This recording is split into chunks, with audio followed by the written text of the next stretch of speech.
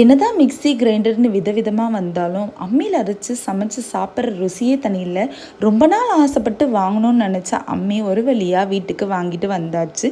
இது எப்படி பழகலான்னு பார்க்கலாம் வாங்க. ஒரு டிஷ்யூ பேப்பரோ ப்ரெஷ்ஷோ வச்சு நல்லா அதில் இருக்கிற தூசியெல்லாம் தட்டி விட்டுருங்க. தட்டி விட்ட பிறகு கொஞ்சமாக அரிசி எடுத்துகிட்டு தண்ணியை தெளித்து நல்லா அரைச்சி அதில் இருக்கிற சுற்றி எல்லா பக்கமும் நல்லா தேய்ச்சி விட்டுருங்க. கையால் முடிஞ்ச அளவுக்கு நல்லா தேய்ச்சி விட்டுருங்க. தேவைப்பட்டதுன்னா தேங்காய் நார் வச்சு தேய்ச்சி விடுங்க. தேய்ச்சி விட்டு நல்லா கழுவி எடுத்துருங்க.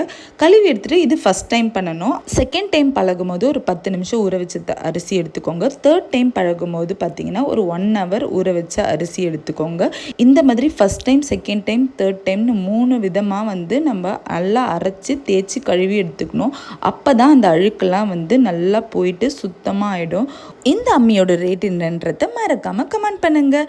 நம்ம வீட்டு சமையல் இனிமேல் ருசியோடு ருசி அதிகரிக்க நம்ம வீட்டு அம்மி ரெடி ஆயிடுச்சு.